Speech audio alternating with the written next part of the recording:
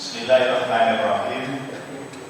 Alhamdulillahirabbil alamin wassalatu wassalamu ala asyrofil anbiya'i wal mursalin sayyidina wa maulana Muhammadin wa ala alihi wa sahbihi ajma'in. Amma ba'du. Your Excellency Profesor Dr. Haji Aman Lubis, Rector of State Islamic University Syarif Hidayatullah Jakarta, Honorable Professor Dr. Wijsen, the Director of Postgraduate School of Wijsen, Syarif Hidayatullah Jakarta, Honorable Bapak Dadi Darmadi, the Head of International Office, Wijsen Syarif Hidayatullah Jakarta, distinguished speakers, ladies and gentlemen. First of all, I would like to express my gratitude to those who make this seminar, international seminar, happen. And the theme of today's seminar is Ecology and Religion in Indonesia. I would like to invite Professor Dr. Wijsen, the Director of Postgraduate School of Wijsen, Syarif Hidayatullah Jakarta, to give opening speech. Ladies and gentlemen, welcome Professor Dr. Wijsen. Okay, thank you very much, Mr. Chairman or Moderator, for the time. Bismillahirrahmanirrahim. Assalamualaikum warahmatullahi wabarakatuh. Alhamdulillahirabbil alamin wa bihi nasta'in ala umuri dunya wassalatu wassalamu ala asyrofil anbiya'i wal mursalin sayyidina Muhammadin wa ala alihi wa ashabihi ajma'in, amma ba'd. First of all, I would like to thank, and it is an honor for me to become the host for Professor Dr. Wijsen, who has come here to share and to give lecture on ecology and philosophy. And it is also a very great effort because we are in COVID-19 pandemic, so he come here in this pandemic is very great effort for us, and we can learn from him whatever for this today and maybe half day for tomorrow, that we can share how to understand and to develop ecology and philosophy, especially in Indonesia and in religious studies. And second, I would like also to thank for organizer, the international office, who has very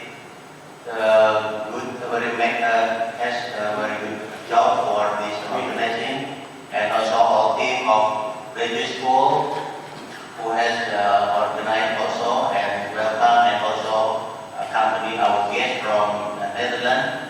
So this is very helpful for developing our university. And third, I would like to thank audience and guests who has come here offline, also online and Zoom. So I hope this lecture for this today will be valuable experience for us in order to understand and also to share our knowledge in terms of ecology and philosophy. This is what I can give a short remark for you all, and thank you very much again for Professor Wijsen who has come here. I hope you will enjoy for this today and also for tomorrow. I hope also you can have a good sleep last night, because this is the first, the first time to our university. Okay, thank you very much. Assalamualaikum warahmatullahi wabarakatuh. Waalaikumsalam warahmatullahi wabarakatuh. Thank you very much, Professor Dr. Wijsen, for this introduction.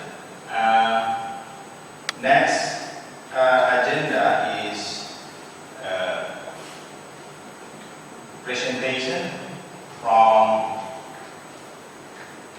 Professor Dr. Hajat Amanidis, Rector of State Islamic University Syarif Hidayatullah Jakarta.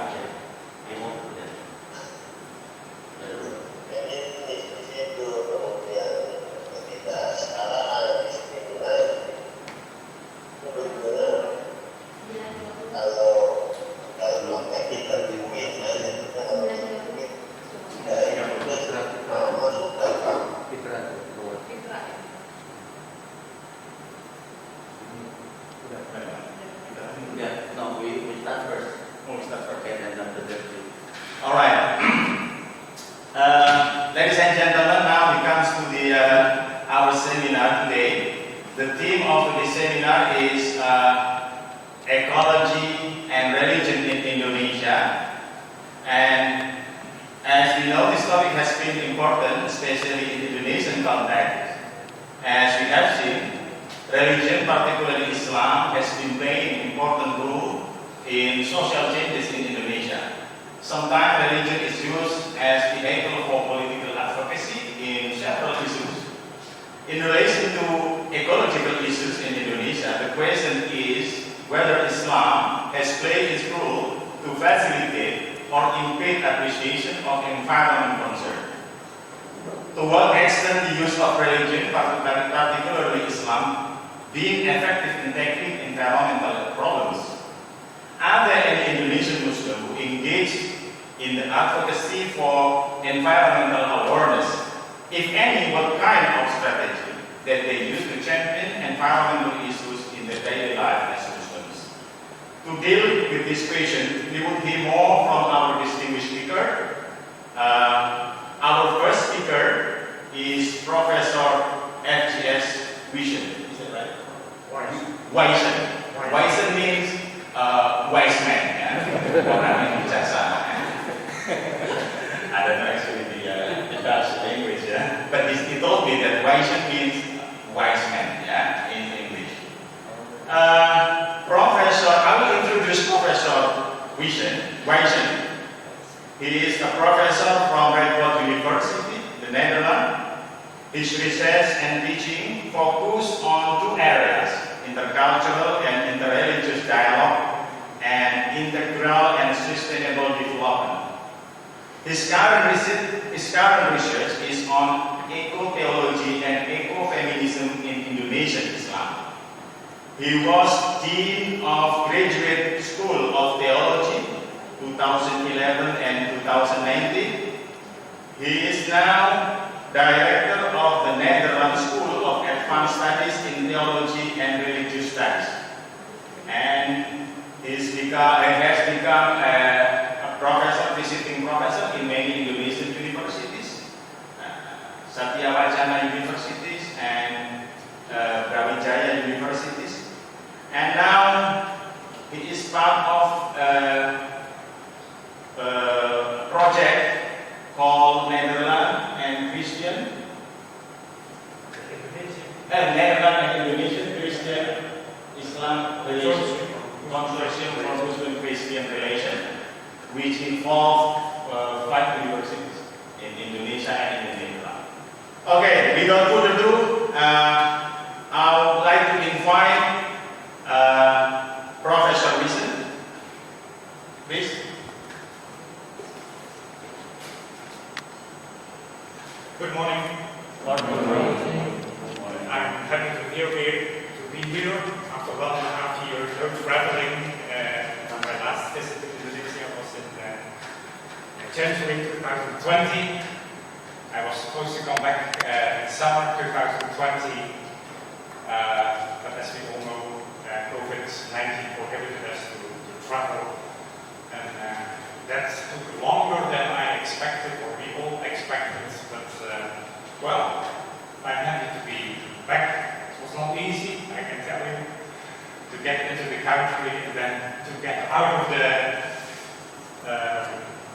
quarantine, but I made it yesterday. I got a nice letter from the Indonesian government that I'm COVID-free, so that I can travel.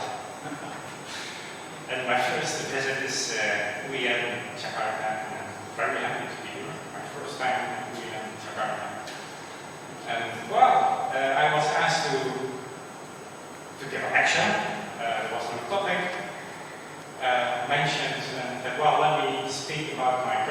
research and share some of my ideas and insights. And as was said already, my present research deals with environmental challenges in Indonesia, an emerging issue in religious studies. Well, this was not my first interest, or this was not my first hobby. I came to Indonesia 30 years ago. I've been coming to Indonesia for 30 years, and I started with Muslim-Christian relations, dialogue, was later on extremism, violence, as we all know, development in Islam, not only in Islam, also in Christianity, also in Judaism, going to more extreme interpretations of religion. And about 10 years ago, I came a bit fed up with all the studies about extremism and radicalism and so on, but there was much more going on. And one of the issues was, of course, the environmental challenge, which is a challenge to all humanity, not only Muslims, not only Christians, not only Jews, not only Buddhists, for all human beings. This is a real challenge. And well, I saw quite some positive dynamics between leaders of all faith, dealing with a much larger threat than extremism. I mean, I don't deny that extremism is a threat. We have to face that reality as well. But I think in a broader perspective there is another challenge to all of us, and that is the environmental degradation of our planet. When we look around, we see it everywhere, we experience it everywhere, and if we don't act on it, it will become worse. So that was an interesting topic. And well, I noticed that from a religious studies perspective, we get rather late. If you go back a little bit in history, there's a nice study by Rachel Carson, the Silent Spring, a biologist, in 1958 already, who warned against the use of pesticides and the effect of pesticides. Now we have pesticides in all rivers in Indonesia. We don't see it. We have chemicals, we have antibiotics, we have iron in our water. We don't see it, but it is a serious problem. But the religious studies is not the first discipline to deal with them. Later on, of course, we have Muslim scholars. I mentioned Sayyid Nasser, 1968. But religious studies came in rather late. So I was interested in how come and what could be the perspective of religious studies. Now, when you look at this issue from the religious studies perspective, and some of the questions were mentioned already, there are conceptual questions, there are empirical questions, there are practical questions. For example, what do the sources teach? I will give you a slide, but this is okay. I will add, what do the sources teach about environment? What do our religious leaders say about environment? How do believers, you and I, conceptualize and interpret environmental challenges, and what do we do about it? Or do we do anything about it? How do faith-based organizations position themselves in relation to other faith, in other non-governmental organizations or towards the government? So there are many questions here, and I'm not going to deal with all those questions. Indonesia is the third largest polluter in the world. Of course, depends on how you measure it. I take the European Union to be one unit. We see in front of us emerging issue in religious studies, ecology. Indonesia is a major player in terms of process and solution. This is Pasuruan. Pasuruan, I will talk about it later. I'm involved in one project there. Plastic, full of plastic. Go to Bali, full of rubbish. What do we do about it? How come?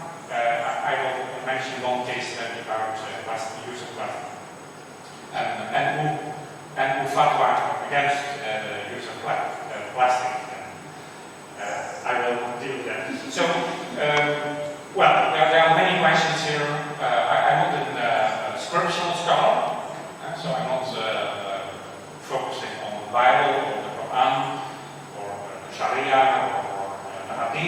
that is not my discipline. My background is more in empirical studies, and I'm interested in the contrast between norms and values. That is my perspective. I see that, as was mentioned already, Bangu, Muhammadiyah, the Indonesian government have beautiful programs. I will deal with that later. Eco Fatwa, Eco Sharia, Eco Jihad, Eco Taqwa, Eco Mosque, Eco Pesantren, and so on and so on. So beautiful ideas, but the practice is different. And how can we mediate between our beautiful eco theologies, green theologies, clean theologies, and the daily practices of our people? How do we deal with that? So that's my focus. Well, as I said already, the environmental degradation is a common concern to the whole of humanity, and not only to believers, but also people of goodwill. And Indonesia is a major player in this respect. I mean, in the West, sometimes we forget that Indonesia is the fourth largest country in the world.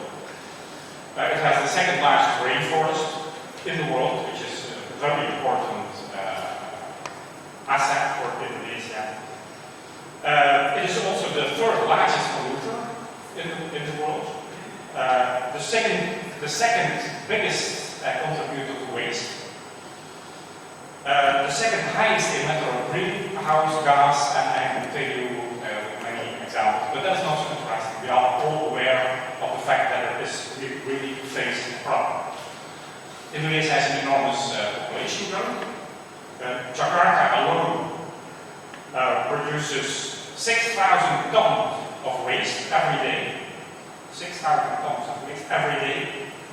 Well, I can mention a whole list. The list is not so important. I just want to make you aware of the problem. But happily, Indonesia is also a major player in international climate change summits. I could give you some examples.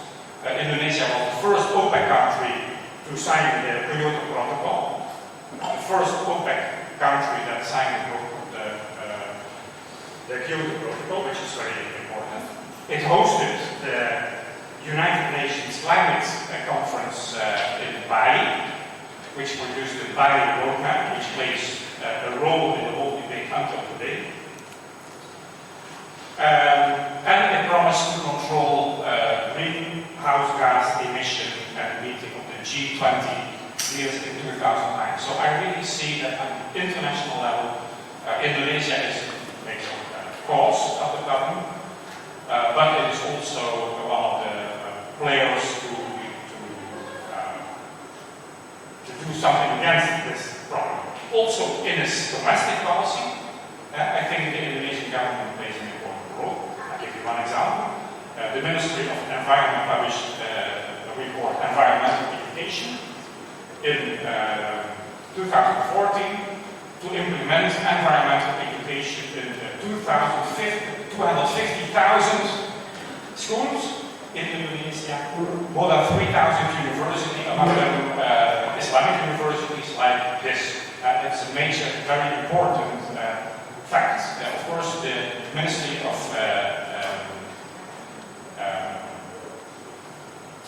Environment also promoted the Ecology program in 2008 already. So I really see that in the policy of the Indonesian government, there are some really good proposals to do something against it. But as I said already, the practice is often different. Don't move too fast. Can you go back? Can you go back to the previous slide? Again, go back. Good. So I'm inspired by one of my colleagues and friends, Wijsen, who is the director of the Indonesian Consortium of Muslim Christian Relations in Jakarta. And we just published, in fact, I'm here to promote and to launch this book, Wijsen and myself, Varieties of Religion and Ecology, discussions from Indonesia. So we are going to launch this book in July. It is case studies from graduate students, And so that is also one of the inspirations that I want to talk about. And Seigel, together with one of his students, wrote an interesting article in the Routledge Handbook of Religion and Ecology.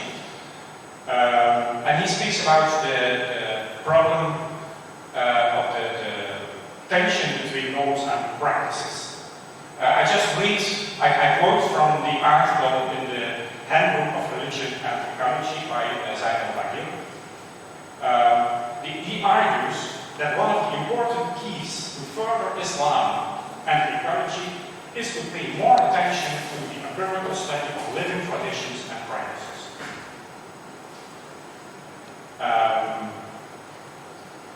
Such studies have long existed. Well, I come from a tradition of empirical theology. Maybe I deal with that later. Empirical theology, maybe for you that sounds strange. So that is not the theology that comes from above, from the sources, but that is a theology that grows from grassroots experiences and tries to combine with the sources. I think here you speak about lived hadith or lived sharia as a bottom-up approach. Such studies, he said, have long existed but are not widely accepted because of a narrow normative criteria about what makes an hadith or practice Islamic. I think that is a major problem in hermeneutics, and what makes a problem or an issue Islamic or practice. What needs to be explored is not only the consistency and the coherence of an idea with the canonical sources, but how Muslim communities develop, justify, and defend eco-friendly sources, eco-friendly practices, and form their ideas about Islam and ecology through their practices. So that is my focus: how to combine the normative statements of our religious sources, be it the Bible, the Quran, that doesn't make a difference, and our day-to-day practices. Well, as I said in the beginning, there are many issues here. I'm not going to deal with all questions. It's not so drastic. So basically what I will do, I will report on some of the PhD students that I guided in the past. And then I will conclude. You can go to the next slide. So I spoke about the project framework and basically how to combine norms and practices. What I will do, I will just report on some of the projects that I am involved in as a supervisor. And then I try to conclude, and we can have a discussion about what we in Jakarta could do about this issue. First, I will talk about the Chitara River project conducted in Bandung. In fact, that is completed. A very interesting project. The next two projects are ongoing projects. Two PhD students, Ecology in Indonesian Islam, and Plastic in Pasuruan. I talked about it already. I skipped the number 5, because that's going into detail. And I will come to conclusions and discussion. Good. Next slide, please. As I said already, my interest in environmental issues came rather late. We started in 2012. Before that, I was mainly focusing on extremism and radicalism, so I focused on more issues that gave more positive energy. And we started the Chitara River project. As I mentioned already, Indonesia is one of the biggest polluters. It has among the 20 most polluted rivers in the world. There are 4 Indonesian rivers, among them Chitara River is one of the main major polluted rivers in the world. And well, interestingly, the Indonesian government and also the province of Bandung has very nice projects, the integrated river management project, but the practice is quite fragmented, and that is very interesting.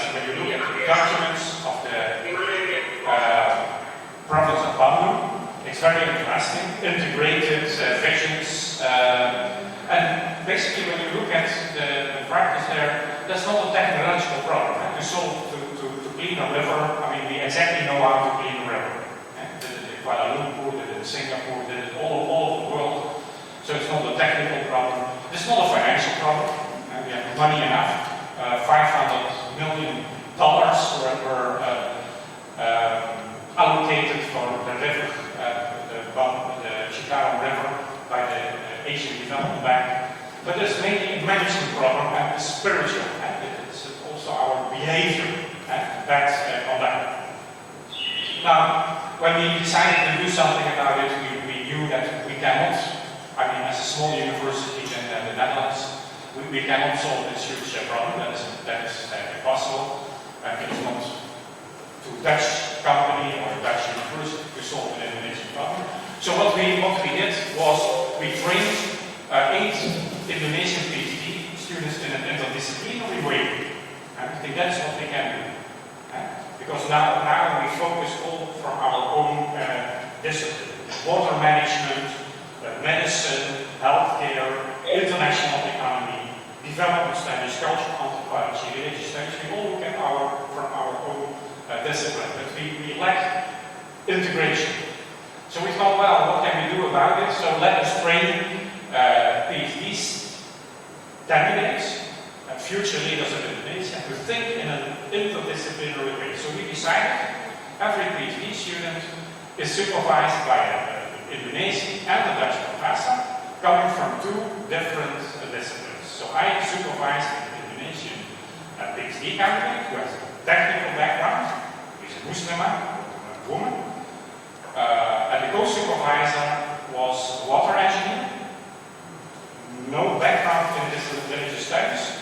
So I had to learn about water management, very strange vocabulary, and this professor had to learn about religious studies, and so we tried to supervise the students in an interdisciplinary way. And of course, we realized when you do something about water management, you must include faith-based organization. Now, if you go to ITB Bandung, they speak a lot about technological issues, but they don't speak about religion.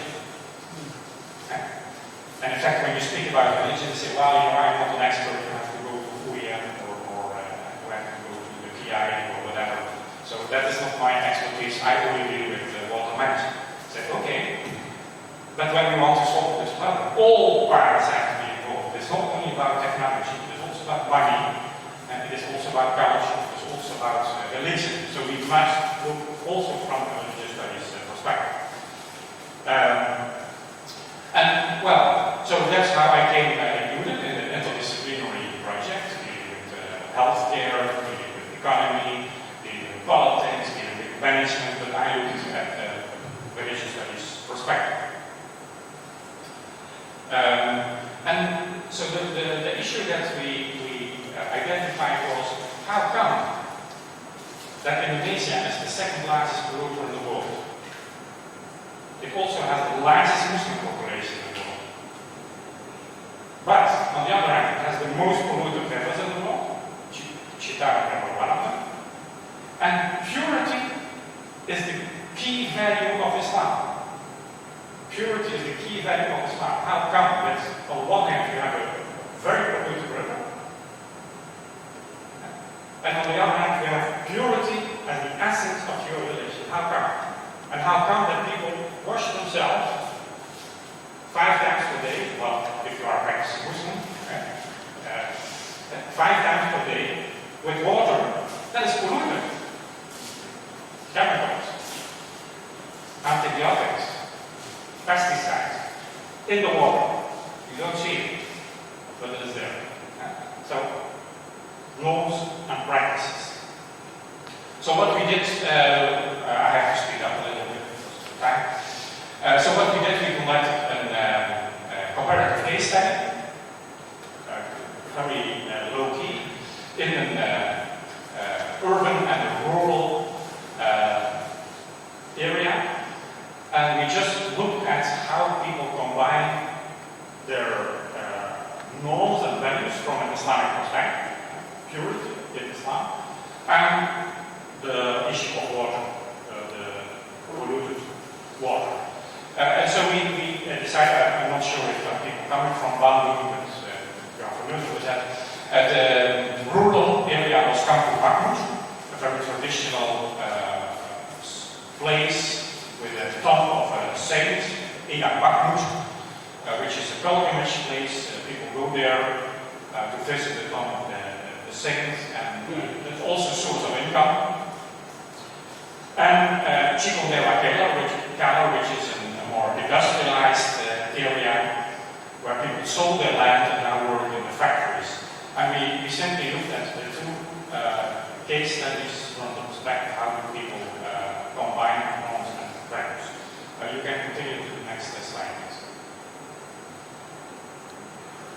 Well, at first glance, we found that people conceptually distinguish the religious concern and the political concern. Many interviewees, we conducted interviews, not I, but the PhD student, supervised by a water engineer and myself. So we conducted interviews in the rural and urban area, and many people said, well, you know, we as a religious community, we have nothing to do with water management. You know, that is the government. That's the government. We only deal with the spiritual matters. So we talk to the religious leaders, but also to ordinary people. And very often people said, well, you know, in religion we deal with the hereafter life or the other worldly realities. And the river is polluted, but okay, that is the government concern. So secularization, very funny for me as a Wijsenaar, coming from what we think, and that is not what we say, one of the most secularized societies in the world. But now I think that the Netherlands is less secularized than Indonesia. It was very surprising. I went to ETB many times, and we spoke about all kind of technical issues, and then at lunchtime we used to walk. And then at walking distance, then there was an eco-village run by a faith-based organization. But the people at ETB didn't know. They didn't know, because you know they are not dealing with religion. So we came to understand how come that a very technical institute does not speak about religion. So, well, you know, religion, that's private. You know, that we do that at home, we do it in the mosque, but not. So, very surprising finding for myself that I come from what I think is a secularized society. But we freely speak about religion, whether you are religious or not, that doesn't matter, but we speak about religion freely, also in technical universities. But here I found that it is quite separated. Well, conceptually, in the practice we found a different thing. For example, in front of you, you see a well. Now, I cannot go into all the details, but as you know, in Islam, pure water is running water. It must flow, according to Islamic jurisprudence. Now, well water is still water, doesn't flow. So there was a myth in the rural side that people are not allowed to drill wells. But the policy of the government was, in the 1960s, because of the polluted water, we have to drill wells. But according to Islamic understanding, that was not allowed. Because well water is still water, so polluted. Animals in it and so on. So what did people do? First of all, they had rituals at the grave of Ida Bakmut. So they asked permission. So they went to the grave, they asked permission of the saint to dig wells. Many interviews spoke about it. Then they dug wells, and then they make it running water. So as you can see here, you have a well, but then they pump it up through they say, oh, you know, this is running water. So what they did, very clever, they know the river is polluted. They don't deal with the real problem, maybe how to solve the pollution in the river. But instead they found an alternative, digging well. They knew what, from Islamic perspective, pure water was running water. So they did two things. First, they had a religious ritual to ask permission from the saint, and then they used applied technology to make it in harmony with the Islamic law. So here we saw a very interesting example of how people managed to solve that problem using the Islamic background and using applied technology. So how can we combine norms and values? Conceptually, people make a distinction, but in practice, they do relate Islamic thinking and applied technology. Now, once again, I don't go in details, but maybe we can go to the next slide.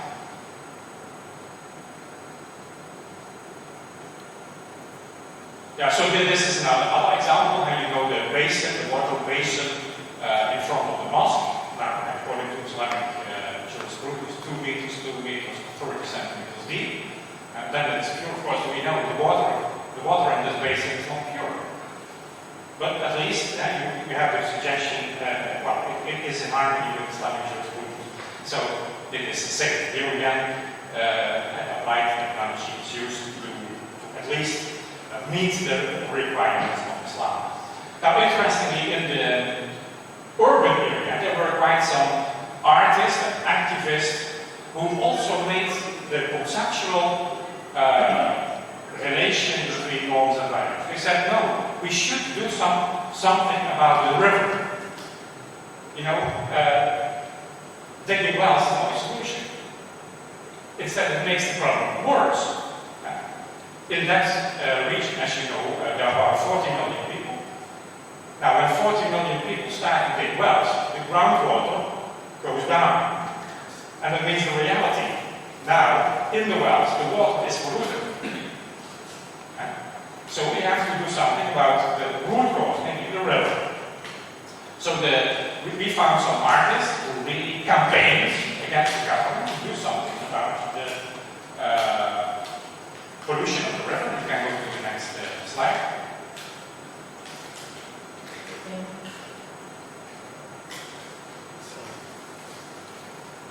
And interestingly, so although conceptually they made a distinction, we saw in practice that they combined religious values with political practice. Here you see the local artist, some of you may know, Tisna Sajjana, who had a ritual, he washed the feet of his mother. Now, those of you who have a Christian background, you know in the gospel that is very popular image of Jesus washing the feet, and then he drank the water. He drank the water. Sorry? I mean, it's not wise. It's kind of offensive. It's a controversial, it's a reversal of our logical order. You don't drink water that you use for washing the feet of your mother. But you wanted to show the power of rituals. The next slide, please. So he combines the different backgrounds. Here there is a very interesting ritual, the guru, in Sudanese, dirt. But they call it the guru ritual, so towards the spirit. So here again, the reversal of our logical order. So summarizing, I'm not going into all the details.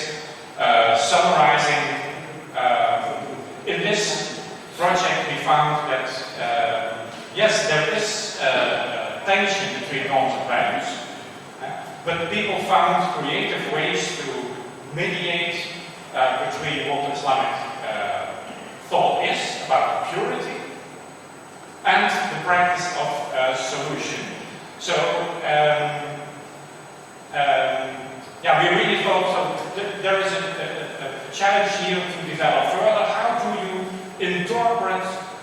the concept of purity in Islam. Knowing that the reality is the pollution of water. This was the first project. I can go to the next project. And then I try to speak after that. So we were intrigued by this contrast between purity and purification. We were puzzled by the secularization and how come that people make this distinction. And then we thought, well, you know, we focus on the living tradition in a rural and an urban site. So maybe we have to look further to the Muslim organization, like Ulama and Muhammadiyah. So what is going on, not at grassroots level, but what is going on in the two largest Muslim organizations in Indonesia. Now, I don't need to go into the history, you all know that. By the way, this is the project that Afnan is doing, you mentioned earlier. So we thought, okay, people make a distinction between the rule of man and the rule of God, or the science of this world, this worldly science, and otherworldly science. And so we thought, well, maybe people say, well, you know, we don't deal with religion because that is the Iman or that is the Qiyai. The Qiyai has known for it. I'm just a water engineer, or I'm just a biologist, so I can speak about biology, or I can speak about engineering, but I don't dare to speak about Islam, so let the Islamic scholar do that. So we thought, okay, let us then have a look at the development of Eco-Islam, Green Islam, Clean Islam, Eco-Fatwa, Eco-Daqwa, Eco-Mosque, Eco-Boarding School, Eco-Pesantren, Eco-Halal, Eco-Jihad. Oh my goodness. We found a lot of new vocabularies, many books about eco-theology, really booming topic. By the way, look at the Islamic universities. So I challenge you to have a course, a module on eco-theology. Inshallah. So one of my PhD students can come and teach about it. But many books about this topic. And of course, it needs quite some interpretation in Islamic jurisprudence. Well, as I said, I'm not a scholar in that. I'm a current-oriented scholar. But you go back to the Quran. And of course, Muhammad, praise be by his name, did not speak about chemicals, he did not speak about antibiotics, and simply did not exist in his time. But these are contemporary issues, so how do you interpret Islamic thought? According to the Islamic jurisprudence, it must be running, may not smell, may not have color, may not taste, and so on. But, I mean, if I take a bottle of water, well, I hope this is purified, but I never know. When I buy it in the shop, it might be full of antibiotics, chemicals. I don't see it as clean, so I think it's pure, so I drink it. But that is not pure. Maybe this is pure, but there is a lot of bottled water that is not pure. So we expected, of course, from the literature, we have two basic attitudes. We have the deep ecology or environmental thinking, going back to nature, or small is beautiful. So we have to preserve nature, we go back to nature, the small is beautiful, what we call deep ecology attitude. And we have the eco-modernism attitude, and people who use smart technologies, green technologies, clean technologies, circular economy. People who say, well, you know, back to nature, that's simply impossible. How far do we need to go back? To Adam and Eve? I mean, once humans started to cultivate and cut trees, there is no pure nature anymore. So going back to nature or preservation doesn't make sense. Moreover, our population grows from 6 billion to 9 billion. how can we feed people by going back to nature? It's simply impossible. So we need new technologies, smart technologies. And so these are the two basic orientations, with many orientations in between. Well, first from the literature we know, or we hear, NU is a traditionalist movement, according to the literature. Muhammadiyah is a modernist movement. So we thought, in NU we will find the deep ecology approach, and in Muhammadiyah we will find an eco-modernism approach. Well, in fact, we did find both approaches, but we did find them in all organizations. And so you have people thinking back to nature, preservation of the nature. Yes, but there are also NU members, we spoke NU members, and who really focus on eco-modernity, and we focus on green technologies, green or circular economies. And also in Muhammadiyah, we found people who stress the back to nature approach, or deep ecology approach, and people who stress the eco-modernity approach. And a term that came back quite often in the interviews was balancing. And of course, as Islamic scholars, you know that balancing or moderation is very important in Islam. And so don't exaggerate one or the other approach. It's both. And you really have to find smart ways to combine protection of nature, but also use circular economies and new technologies to solve our contemporary problems. Well, as I said already, this is an ongoing project. We also, maybe we can come back to that in the discussion. We also spoke about the idea of the stewardship, which is also central to Islam, not only in Islam, also in Christianity. But there is some ambiguity. Yeah? We found quite some ambiguity in the notion of steward, because according to many interviewees, humans and nature are all creations of God. And so there is no difference between human and nature, because they were all created by God. On the other hand, the human being is a steward. So the human being should protect nature. Hey, but that's strange. So there is some ambiguity, not only in Islam, also in Christianity, about the notion of steward. Because on the one hand we say human and nature are equal, creation of God, so they are on equal footing. On the other hand we say, well, but the human being is a steward of nature. We should protect nature, we should guide nature.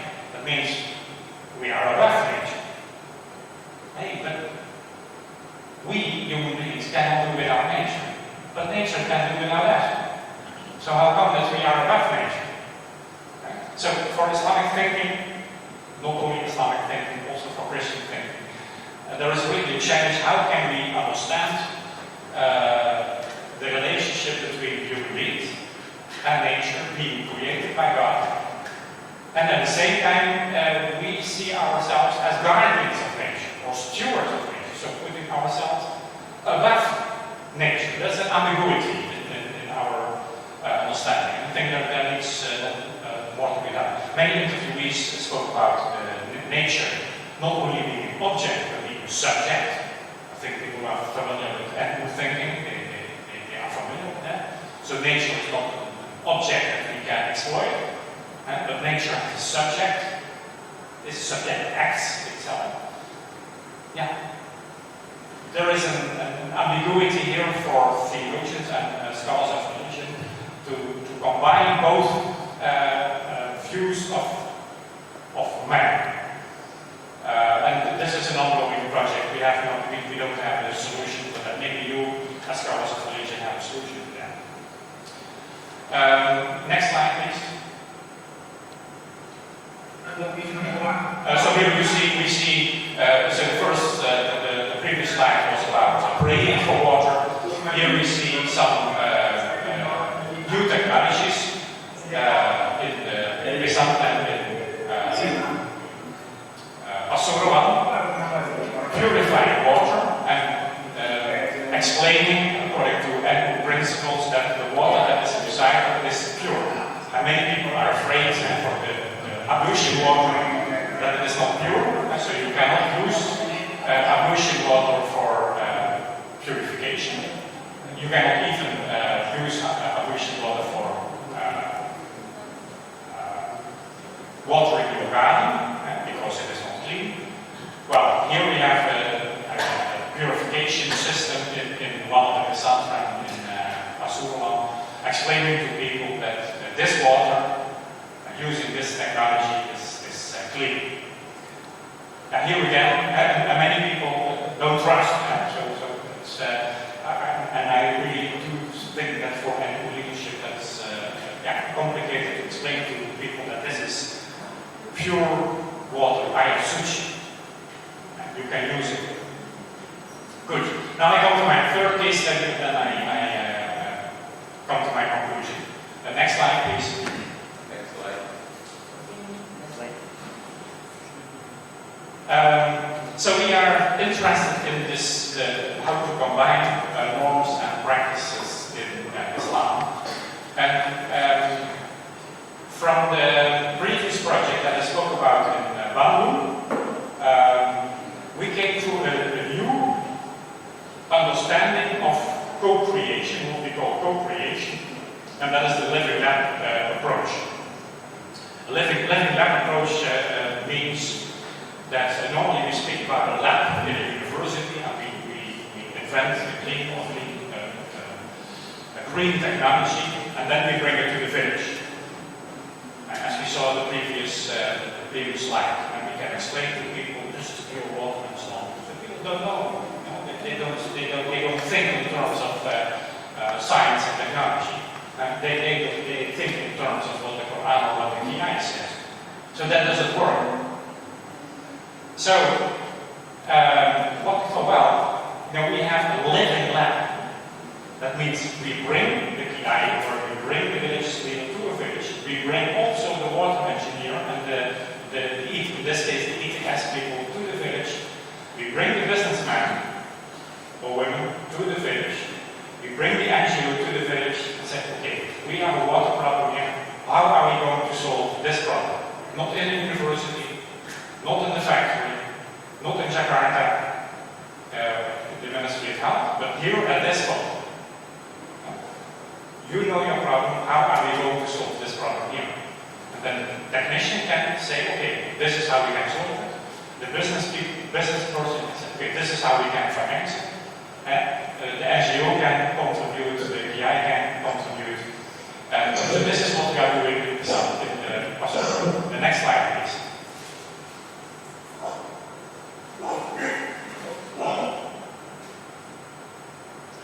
But this is an interesting example. Now this is the project that we are doing now. As you know, East Java is very much influenced by Peru. In Pasuruan there are many Pesantren. And we know that some of the Pesantren, they produce air mineral. I think you recognize what I'm talking about. As an income generating project. Well, quite understandable. Sigugiri Pesantren are the largest, the oldest, and the biggest, and the big iron mineral company. They have their own shops where they buy it, where they sell it. Nothing wrong with that for me. If you want to do business, fine. If you want to make money, fine. No problem with that. But you produce iron mineral and you do distribute it in plastic bottles. Hey, but anyone has a fatwa. It's not haram, but it's not advisable. According to EU ruling, plastic is okay, it is not eco-friendly, but it is not advisable. As you know, in Islamic jurisprudence, you have the categories and so on. How come? You have at least 3 big Wijsen would produce water and mineral. Once again, nothing wrong with it. You make money. Once again, nothing wrong with it as long as you do it in a just way and eco-friendly way. But you distribute it in plastic. Now, plastic is everywhere. So how come that you have a Wijsen, you have a PI who says, well, I'm who? You know that it's not advisable according to NU ruling, but you have a business producing a lot amount of plastic. Okay, so what we try to do, that's our next project. There are alternatives. We have now companies who produce fiber plastics, 100% recyclable. It's a bit more expensive. But we have to go that direction, according to me. So, if we talk to the PI, you know it is not eco-friendly, and one is a ruling that, okay, it is not allowed, but not advisable.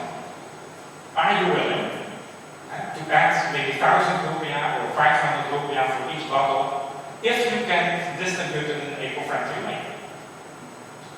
So that is our next project. Here again, we deal with the conference between norms and frameworks. And so in this case, we always try to mediate our economic reasoning. We are consumers. I don't want to pay more for a bottle than needed. On the other hand, I'm also a religious believer, so I have to do something about nature. And how do I mediate different positions in myself? I know that it is technically possible.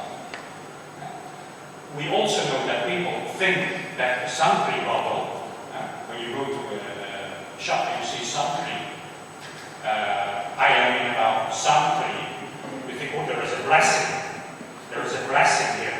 So I'm willing to pay 500 rupiah more for the blessing and the bottle. So I think, from an economic perspective, that's not a problem at all, from my point of view.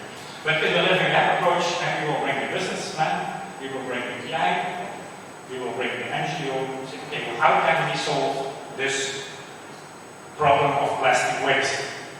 Technologically, and we have bottles that are almost 100% recycled. Good, coming to a solution. Well, I hope that I could convince you that there are many issues here for Islamic studies. Basically, how we can balance, and that's a term that we always use from Islamic. How can we balance more theological understanding and more technical understanding? How can we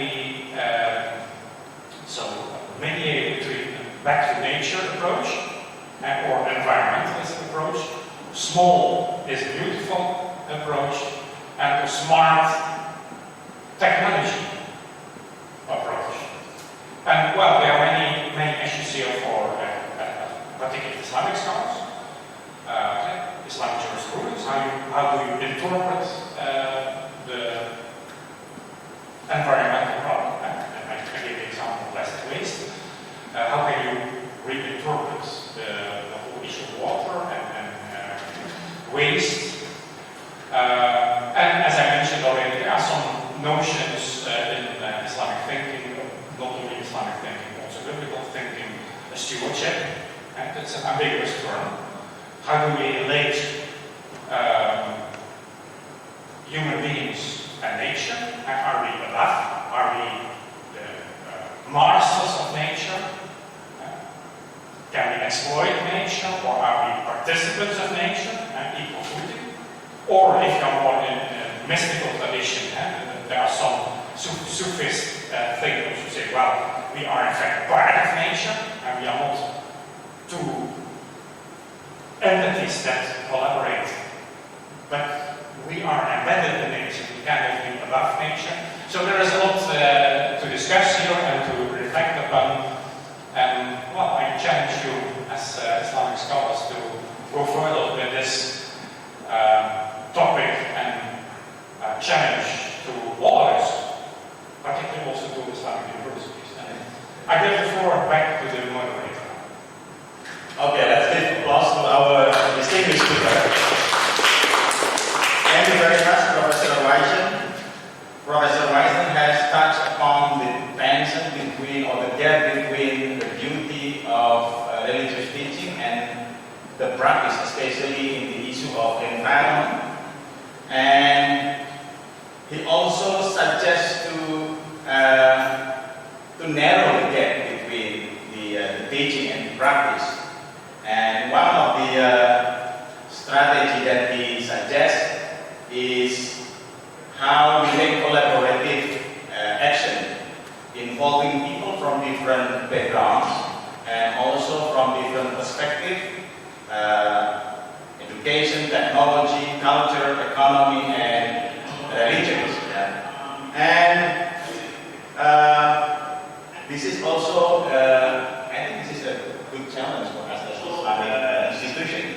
Probably we can offer for the next semester fikih lingkungan hidup, for example, as part of our, mata kuliah pilihan Asmawi for the doctoral student, for our doctoral students. I don't think we have this kind of subject, right? Tak punya kita fikih lingkungan. Belum. Because now we promote our university as green campus, green university. And I think this is why Eco University. But what I see, as I said already, there's a lot of creative thinking, ecology, and so on and so on. Yes. But in the green campuses, you look at it from the technical point of view, Yes. very, very good, but not yet from the theological perspective. So it is exactly a combination between the technology. Right. Absolutely agree with you, Professor. So how to implement and put into practice a balance between theological aspect and practice. Exactly.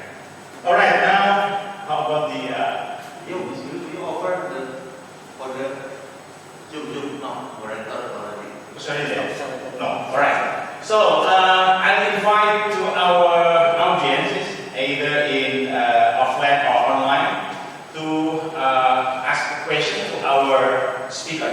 Please welcome. Could you please identify from the online? Maybe there are people who already write down the questions in the chat box. I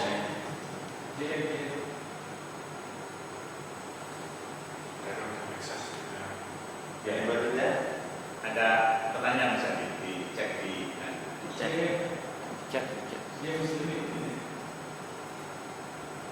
ada satu ya.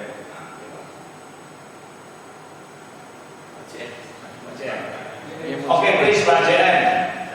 You haven't written the your question here, please. Would you turn on your microphone and then ask directly to our speaker? Pak JN, are you there? Are you with us?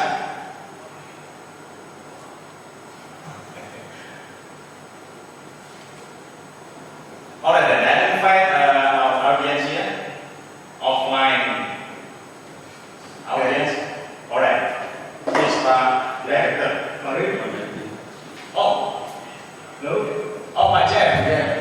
Okay, Pak Jen, please. Yeah. Okay. Okay. Yes. First of all, thank you very much for the enlightening speech from our professor. I have only one question. First question is here in the concept of purity or impurity. We have just described and explained to us the concept of purity and impurity concerning the water, related to water. I'm sure that you have also done the research from all the religious traditions. I mean, not only from Islam, but also from other religious traditions. And if you have, then is there any meeting point concerning the concept of purity and impurity of water between, let's say, biblical perspective, is the word principle, and the scientific concept? Because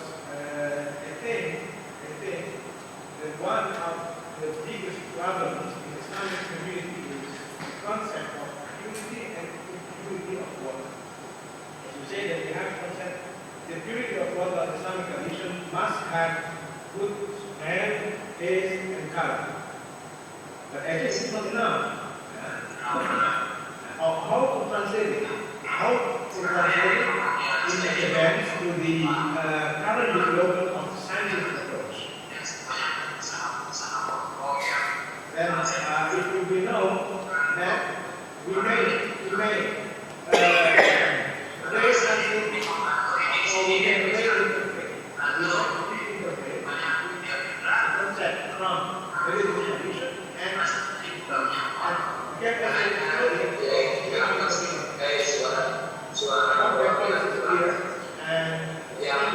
is a little bit back and forth. Okay, back there. Is it clear? Yeah.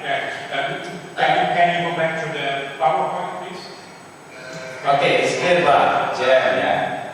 Can you go back to the PowerPoint? Dilihat dulu kayak. Ya, saya divulgasi.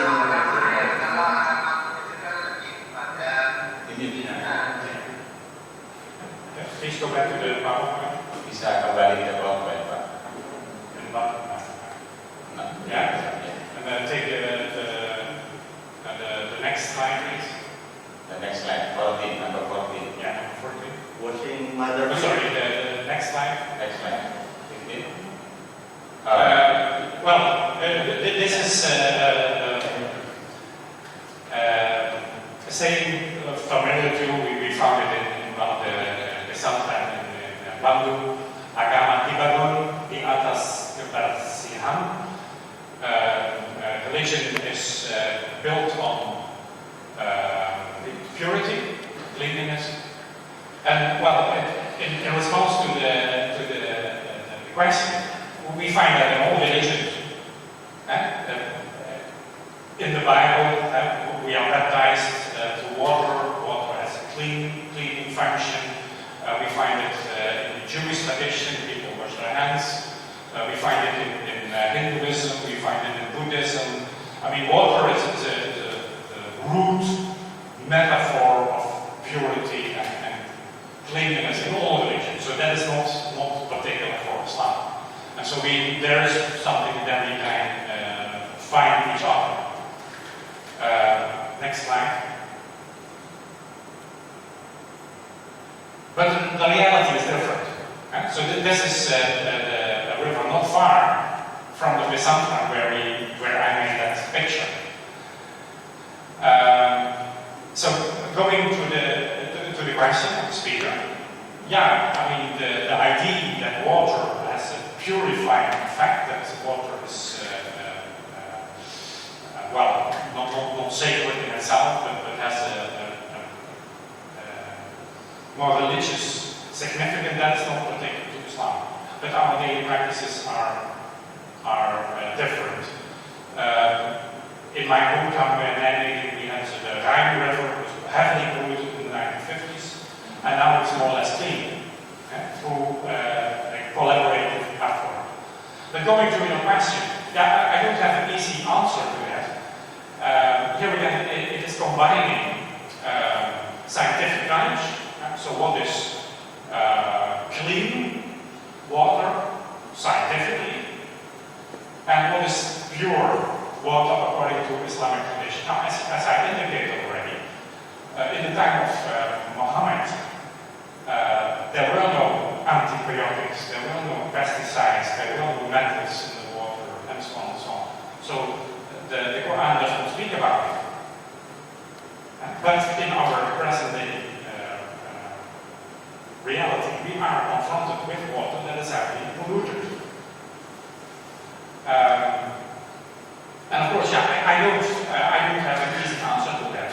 I give you an example of the NU in East Java, and that has that purifier, and they claim that according to the scientific knowledge,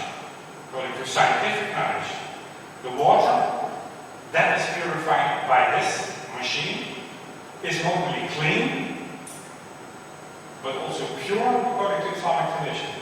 Well, I'm not a scholar in Islamic studies, so I don't know, I just see it as an empirical fact that there are attempts to combine scientific knowledge and religious knowledge. But the reality that I face is that people at grassroots level are quite skeptical about this water, and so they don't dare to use that water because they think, well, you know, we are not allowed to use the ablution water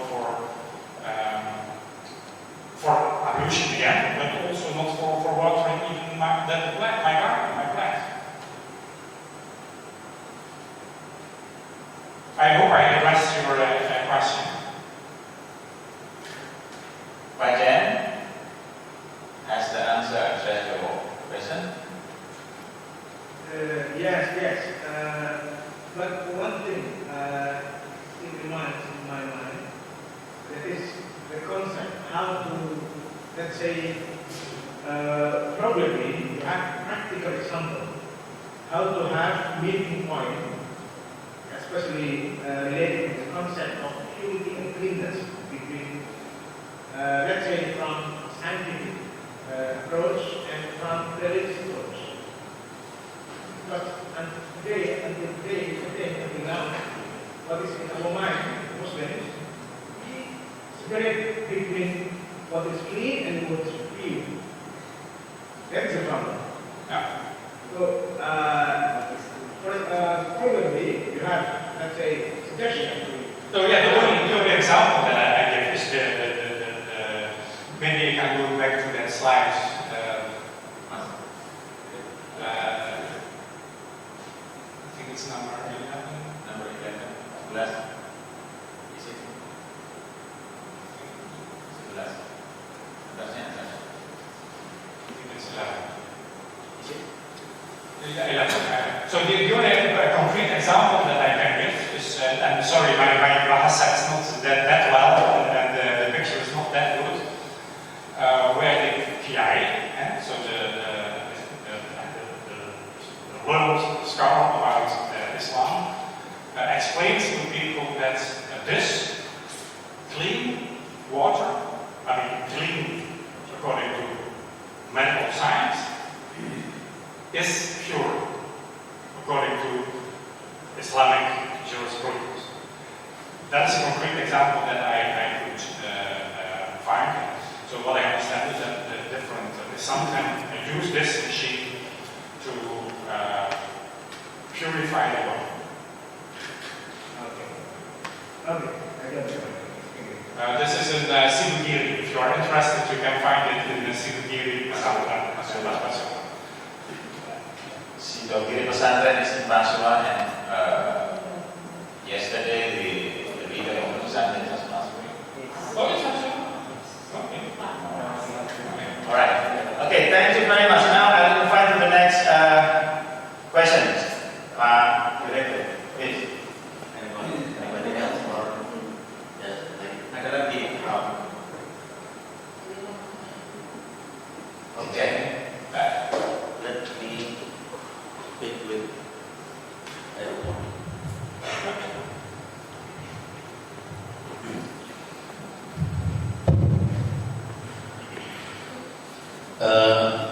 Thank you very much for the opportunity. I would like to discuss or share, or maybe a little bit just now theological, because between purity and cleanliness, because so I now want to move to something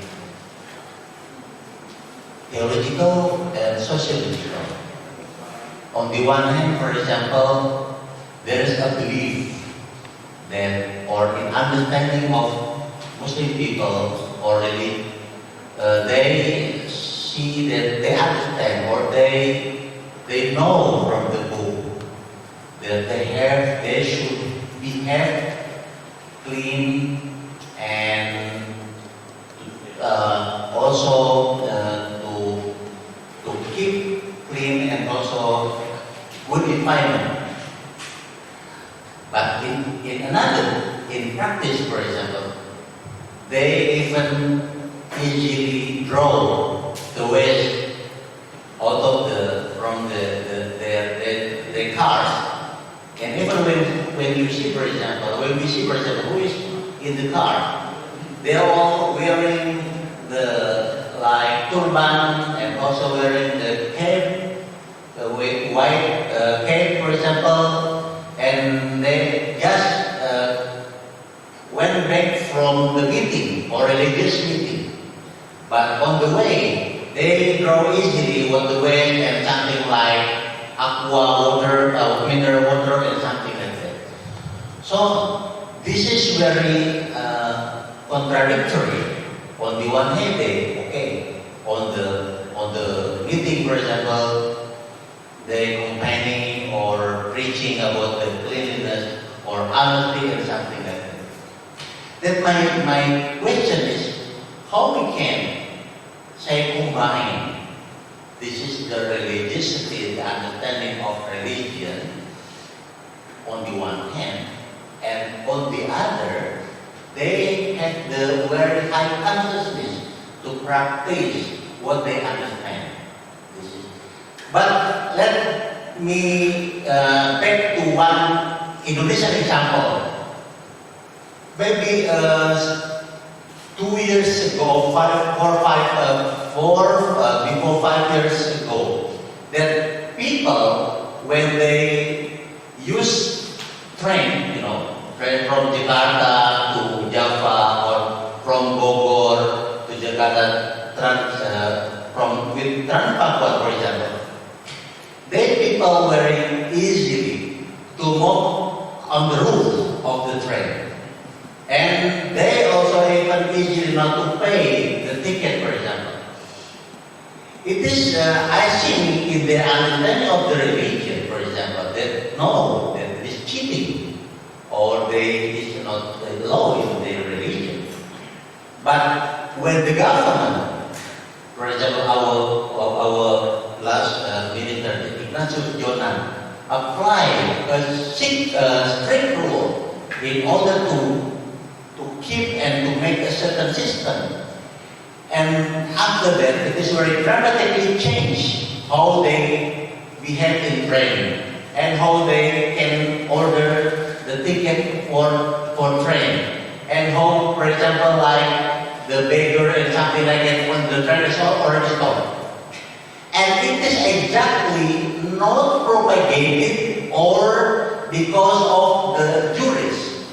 Or maybe, for example, the ulama come to the station and say, God has ordered us to stop. It doesn't work at all. Okay? But when the system already make something like this, MRT or something like that, we can come even without any certain ulama who stand there, or ustad stand there. They cannot herself or himself, even not to make something cheating like that. Even the door is open. But they don't want to move even before they pay for the toll or something like that. So, in my mind, after this experience in Indonesia for this very clear example, and one thing again, when you come to the pesantren, for example, pesantren, and every day is reciting the Quran, and even some, not all, for example, have a certain itches or something like, or because the water is not pure, but they every day recite the Quran. So, what is exactly the correlation between everyday reciting, everyday learning the Quran or learning religious studies, but in other sense in the practice? So this is, of course, very difficult for me to explain how to combine this one in terms of religious philosophy or religious understanding on the one hand, and the other in practice. Thank you very much. Okay, well, that's an interesting question. I didn't go into all details of the first Bandung, the project that we did in Chicago, but we were inspired by the cognitive dissonance theory, psychological theory in the 1960s. Vestinger, who gave the example of smoking. You know, we all know that smoking is not good for our health. There is an inconsistency between our cognition and the behavior. Now, when we face an inconsistency, we feel uncomfortable. So that can be an inconsistency in our cognition, or an inconsistency between our cognition and our practice. Yes. Now, when we feel this uneasiness, we have various strategies. Now, the example of smoking, and it's not my example, but it's Leo Vestinger in the 1950s already. But I will show the significance of this example later on. And we can do two things. We can rationalize. Say, yeah, I know that smoking is not good for my health, but my father also smoked and he became 92. So I rationalize, and I try to harm, or I stop smoking. It's very simple. And so we try to adjust one way or another. Now, smoking is this is not my example, but it was mentioned by one of my interviewees. Now, Muhammadiyah has a fatwa and smoking. People follow that fatwa. Many NU people are smokers. This is not this is just something that one of our interviewees mentioned. So that has to do with the Protestantism theory. The example that you give is also interesting. One of our interviewees indeed said that, so you have I'm not an Islamic scholar, but I know the categories of the Sharia, permitted, not permitted, advisable, not advisable, and so on. So this was placed in the category, it's not haram, but makruh. And so, okay, it's not good, but it is not harmful. Why? How do the Islamic leaders come to such an evaluation? You're going to say, well, it is haram. So that has to do with Islamic jurisprudence. But some of the interviewees indeed said literature that if the NU, so I quote, if the NU issues a fatwa, it must be taken over by the state. Fatwas do not have a legal basis. They only have a moral basis. And so, indeed, what you say, religious leaders are not in a position to give a legal interpretation, and they only give a moral interpretation. So it is only if the government implements this moral advice and translated in legislation that it becomes effective. Well, this is complicated, as we know. We are very close to the ministry, we are very close to the moral and so on. Well, many people in the ministry are NU members or Mohammedan members, so they are in a position to make the legislation, but they don't do it. So here is the complexity of what exactly is the relationship between religious institutes and the state. That is very, very complex. But of course, the people in the ministry are also the people who go to the Ecology and pray there on Friday. But as I said, there is this separation between state and religious leaders, so secularization. That is one issue. There is another issue here that's also interesting. So we asked the religious leaders in Kampung Mahmud, okay, so you say we only deal with the spiritual realm and the rubbish in the Chitara River, and that is the government. So what you do literally, and people said, in the past we used to swim in Chitara, we used to fish in Chitara, we enjoyed life, and now they literally turn their house so they don't face the Chitara there, we face our well. And how come? And then they said, well, it's the industry, the textile industry.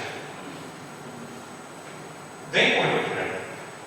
Now, from our findings, we know that 60% of the pollution is household-based. Sure, industry plays a part, and we have to do something about it, and we do something about it. There are machines that dry the textile without using water. So they clean the textiles without using water. The technology is there. It's a bit more expensive. But why do we use the new technology? That has to do with mismanagement, that has to do with corruption. That is a fact.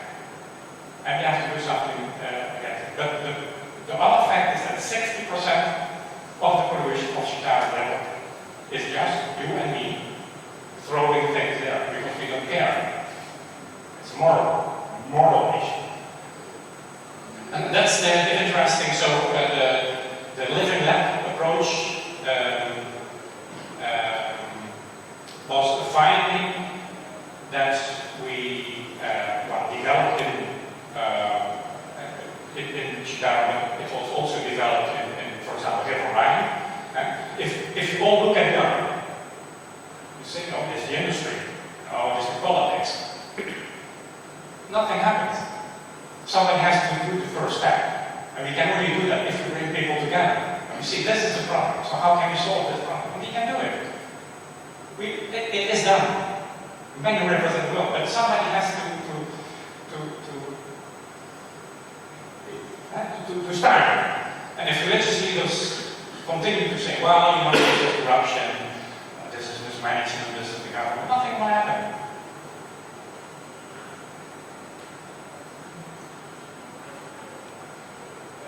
Maybe you can go back to the slides, because I deleted some parts.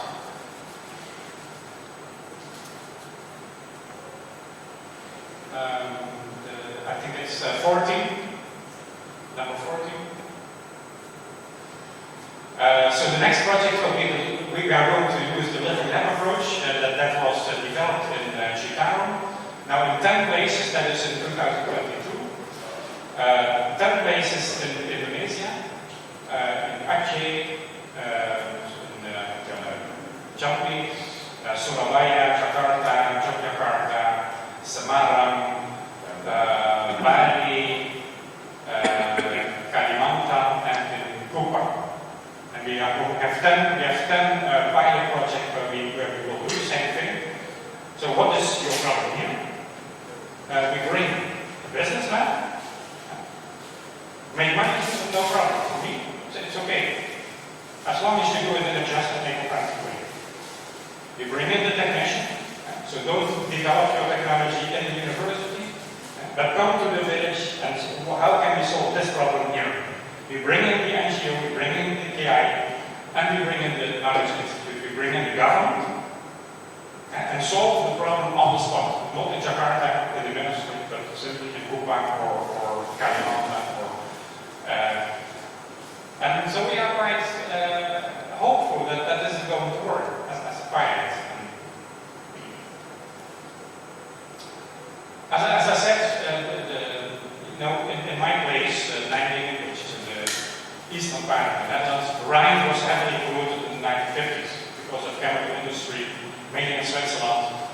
Went through 7 countries in Europe, the source chemical industry in Switzerland. Now in France, in Belgium, Luxembourg, Belgium, Netherlands, and so on. Everybody looked at this at the other, we had 7 countries, Netherlands and no, but it is France, or it is Switzerland. And that's not going to work. And then the government says, no, but it is the industry, This is not going to work. So bring together the industry, politicians, NGOs, Knowledge Institute, sit together, how can we solve the problem? And it was done. River Rhine is clean now, fishes are flourishing, fauna is flourishing, because of a collaborative action. That all together, this is a shared ownership, we all have to do something together. Industry alone cannot do that. Government alone, as, sorry to say, Jacobi did, in bringing the military to Chicago. Well, that's just nice. It works for 6 months. This is a top-down approach. It's not lasting. You can't make those policies in Jakarta. Then you have to do it locally with all the people involved and see, well, this is our common problem. How do we solve it? And of course, a businessman wants to make money. That's not once again, for me, it's morally nothing wrong with it. As long as you do it in a just way, and we can show that you can make money in a justified way, eco-friendly way, and in a just way. So these things can be done.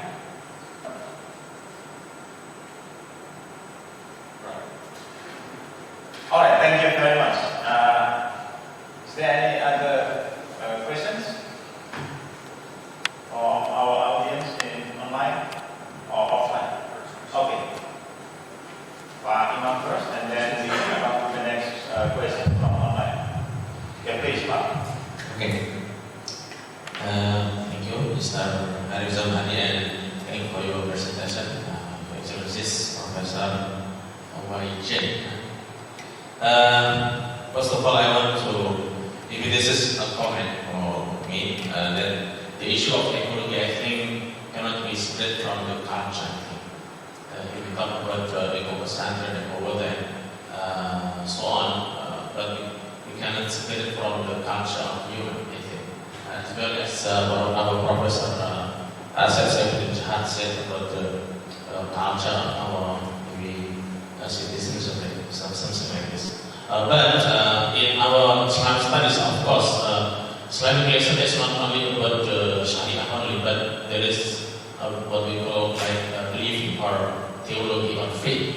So the example that you show in your presentation, one drink from water after wash the mother feet. I think this is not what we call lesson of Islam, but this is about faith, I think, because some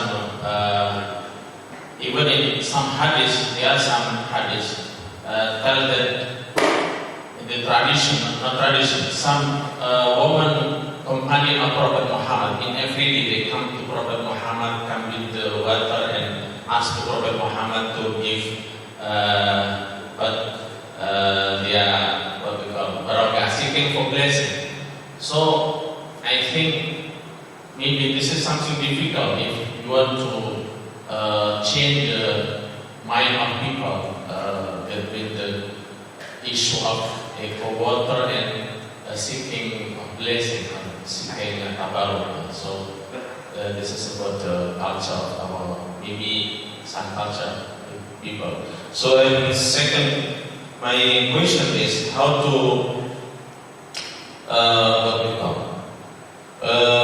how to combine that with the faith and the practice, because this is something difficult, I think, because Islam itself is not only Sharia but also faith and belief. Some teaching of Islam is irrational.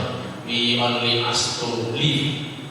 For example, in some issue of Islamic lesson, we only ask to believe, and we cannot make this lesson logic or rational, something like this. And also, I think some Muslim, for example, some Muslim, they learn about Islam is not what we call as a duty of Muslim, not how to practice. For example, I give an example.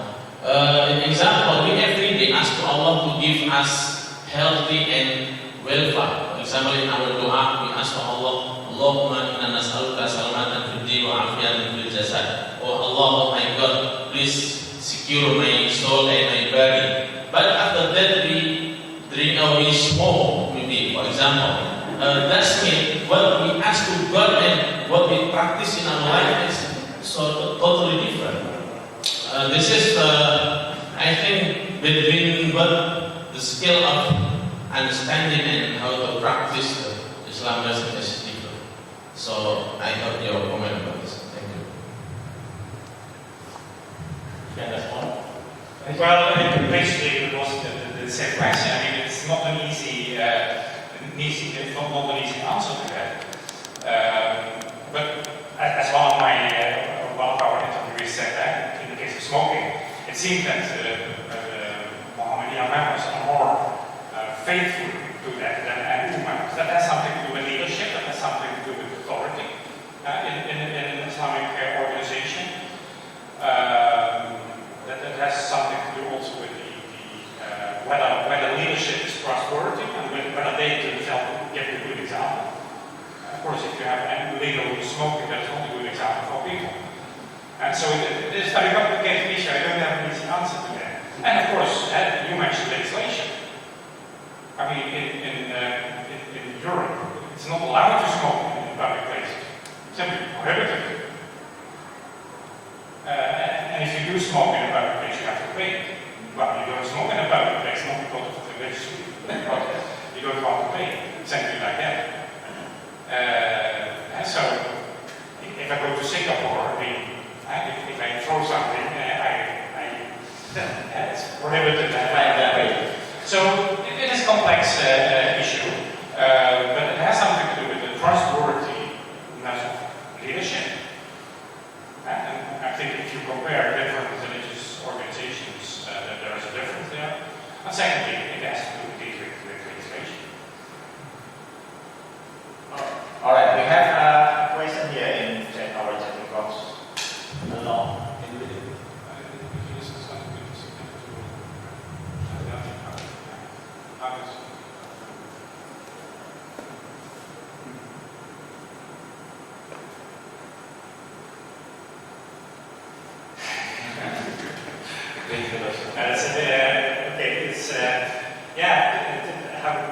If the industry has contributed a significant role to the crisis of ecology and ideology of capitalism behind it, how does religious doctrine, theological aspect deal with the favorite economic ideology? Here again, there is not an easy answer, but maybe I will refer again to the Islamic notion of balancing. You know, it is not either or. It's not either or. You have to do both. I know that within we speak a lot for minutes as a whole, but just some of our interviewees and background, they criticize capitalism, they say market. I can give you many quotes, but that's not so interesting. And they say, well, you know, it is the industry, and we don't need plastic. You know, in the past we had a banana leaf, and we had a nasi on the banana leaf. So why do we use plastic box for that? And that is because of the industry. Yeah, that is part of the story. Yet I, as a consumer, I simply accept the plastic bag when I go to the supermarket, and when I go to the shop of the Sirubiri and the Santri, that's kind of an Indo-Marat, the Indo-Marat, it's basically like everything is in plastic. Hey, practice what you preach. You know, practice what you preach. I don't need plastic bag for everything. I don't need, when I have a lunch box, I don't need plastic. There are alternatives. So practice what you preach. That's one thing. Moreover, sure, I can criticize industry. Sure. But what I cannot do is just, okay, it is the industry, so I'm safe. I don't need to change my name. No, it is both. It is both. Sure, we have to criticize industry, but at the same time, I have to change my own behavior. 60% of the Chicago lead pollution is household based. It's not the industry, it's simply you and me throwing rubbish. Then comes the legislation. Just last week, before I came, there was an NGO in the Netherlands bringing Shell company to court because they don't produce an eco-friendly way and so on and so on. And they won. They won. That means if we as citizens make a legal case of it, you can do a lot. The Mohammedan has the constitutional behind against the privatization of water. Now it was a success. So we as citizens as individuals can do faith-based organization. Large faith-based organization can do a lot in legal issues. We do that in Europe. This was the first case in the whole world where NGO brought the industry to court, and they won. So we can, the shell company has to change its production way of production, so we can do something. Another issue, Indonesia has been engaging in a free trade association with the European Union. Not to be implemented next year, maybe not after 10 years, but maybe after 20 to 25 years. That means Indonesian industries have to obey the European rules of green bond. Now, if I'm a businessman and I invest money in something, and I know that within 25 years, or maybe in 20 years, or maybe in 10 years, there will be legislation that I have to produce in a green way. I don't invest in old technologies anymore. So if I'm clever, I invest in new technologies. So here again, we can do more than we think. In response to the question from Vinny, well, it is not the extreme between capitalism and theology. We really have to balance how can we look from a theological perspective, do business in a market-oriented, in an eco-friendly and justified way, which is possible. There are many examples.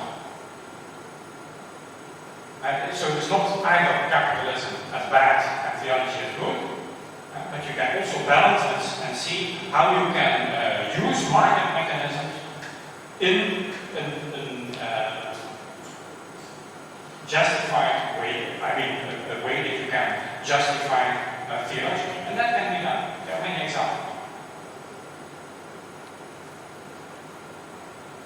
So don't blame the industry.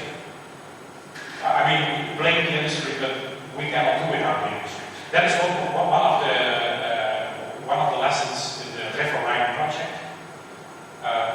The government alone cannot change without the industry.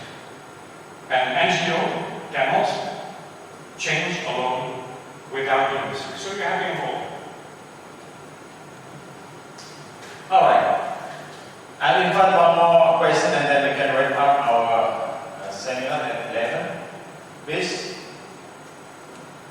our online audiences or offline audiences. Is there any questions? All right. There is another question. Another question. There is a question from Danny. We have a question. We have read that one. Oh, okay. We have responded. Any questions? Why not? Yes. Just question. Yeah. Brief question. Yeah. So I want your opinion, the result from this research.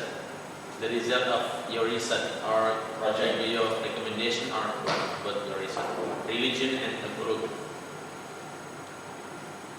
The result of this from this research entitled Religion and Ecology in Indonesia. Well, the result is that, to try to summarize and wrap up, that there's still a long way to go. If I compare to other sciences, religious studies came rather late. I refer to Syed Nasser in the 1960s, who did a great job. But the reality is, we just heard it, in many Islamic institutions, in OEMs, you train the future leaders. Ecology is not a core subject in the curriculum. Why? It should be there. 2-3 years ago, I went to Mola to religion and ecology should be obligatory subject in all UINA's, the whole of Indonesia. We have to train students, future leaders in that. So yes, there is enormous progress. If I look at the past 10 years, look at the books on eco-theology, Greek technology and so on, but there's still a long way to go. And well, I just invite the leadership of UIN Jakarta to implement it in the curriculum, and every LSP at the same time implement it in your curriculum, train your students in this topic, not only eco or green campus in the sense of recycling water and generating your own industry, your own energy. That's fine, that's very good, but also reflect upon it theologically. Well, I'm optimistic. I think many good things are happening already. Okay, let us give applause again to our speakers. Thank you very much, Professor Wijsen. I don't want to conclude this discussion. Just One more. One more. In terms of gender, how far may pay more concern with ecology between male and female? That's a very interesting. This is a very interesting question. Let me just answer that question. Because you know that you said that the house waste could reduce 60% of the pollution. So who always stay at home, or mother or parent, something like that, also whether they have a good understanding of this one. Even though the mother stay at home, of course, but to support, maybe mostly support the house life is father.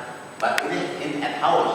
But whether, for example, at the office between men and women, who father have good person with the purity or the ecology system? That's a very interesting question. Yeah. Of course, women are more confronted with the daily issue of polluted water. Indeed, this has something to do with gender balance in the family and so on and so on. One of my PhD students is working on ecofeminism in Islam. We couldn't identify one. We identified only two female theologians in Indonesia focusing on it. When you look at ecofeminism in Indonesia, they are men, but all have a technical background. When they go to ITB, many of the water engineers there are female. When they go to ETS, no problem. But when you want to have a Muslim female theologian, so one of my PhD students has training in Islamic studies, speaks Arabic fluently, knows the Quran. She tried to identify women trained in Islamic studies, fluent in Arabic and Greek, and focusing on ecology. We could identify two in the whole of Indonesia. Because this is really a male-dominated thing. Look to the audience here. So here again, there's a way to go. So in daily practice, yes, the women are involved. But if you look at Islamic studies, ecofeminism in Indonesian Islam, there is still a long way to go. Not ecofeminism in itself. Then you'll find many women focusing from a technological point of view. But none of them have a background in Islamic studies. We could identify two. all right. Thank you again. Again, I don't want to conclude the seminar. Just mention three words, which is very important in order to deal with this issue: collaboration, legislation, and action. very much.